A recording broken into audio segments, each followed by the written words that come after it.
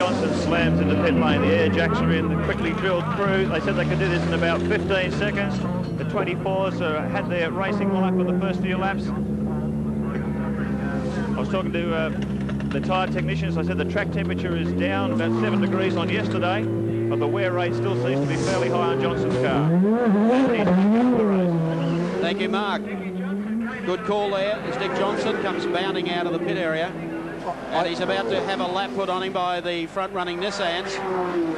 I put the clock on Johnson as he came into the actual pit paddock area or pit lane area from where he exited, and it was 30.75 seconds. So that's a more realistic timing of how long it takes.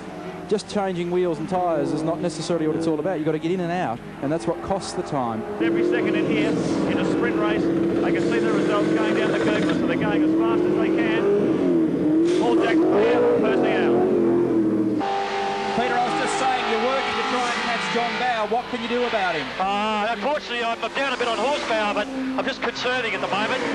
I've got a bit of an ironclad seat behind me, but I could just have to concentrate on just getting a few clean laps together and give the car a bit of a respite, because there's no point in beating it around if I can't pass Bowie.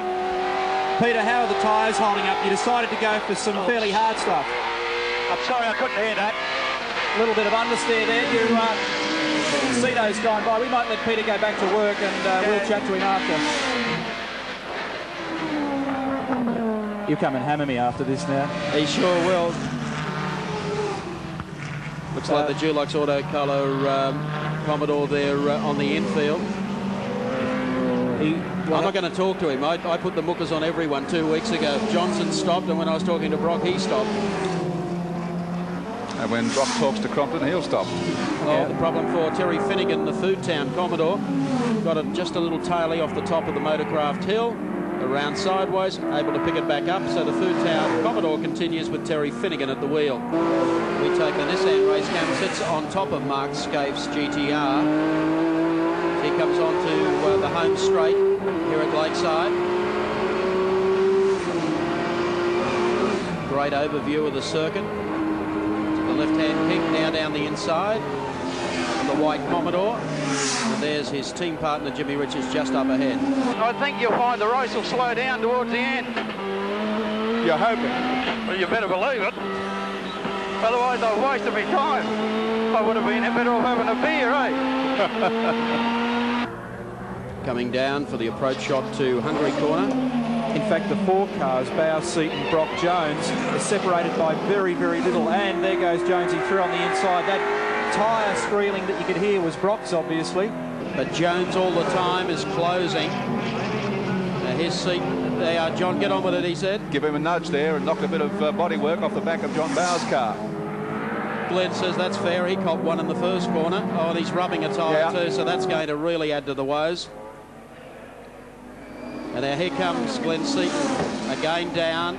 56.1 on that last lap for the guys, so they've drifted away by about 2 seconds from their earlier qualifying, very obviously. I'm surprised the times are still that good.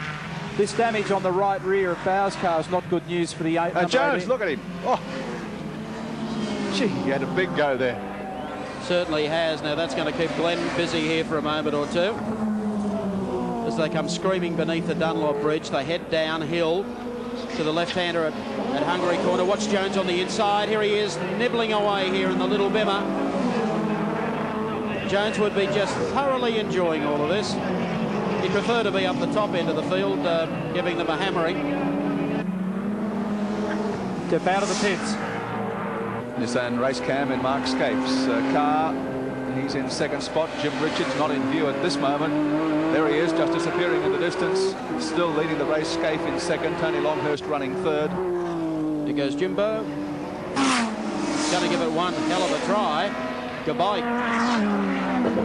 Now he's got to try and get the anchors on and try and hold Jonesy out. Jonesy is going to try and go around the outside, is he? Yeah, try and snooker Seaton behind Waldock. That's what he'll try and do.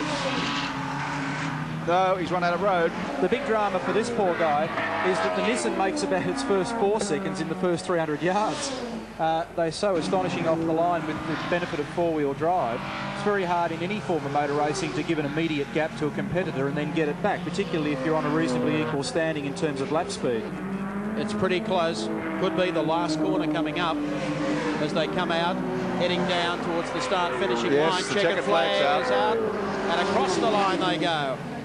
Coming home to beat teammate Mark SKAIFE in the number 2 Nissan for second. Third going to Tony Longhurst. Fourth to Glenn Seaton, and should be fifth to Alan Jones. We knew that the BMWs were going to be hard to beat, and Jimmy drove fantastically well. We tortured each other for the whole distance. I looked at my stopwatch, and I don't know whether I've got a happy trigger figure, but I saw heaps of low 54s. Was that right? Well, I think it was, but the sun's so bad you couldn't see anyway. All I saw was him getting away from me, and I was trying to catch. All right, and to the winner, Jim Richards. Well done, Jimmy. Everybody was thrilled to see another fine win from you. You must be pleased. Thanks, Neil. Yeah, for sure. You know, Mark's a hard guy to have behind you, I can tell you. I think I'd rather have Tony.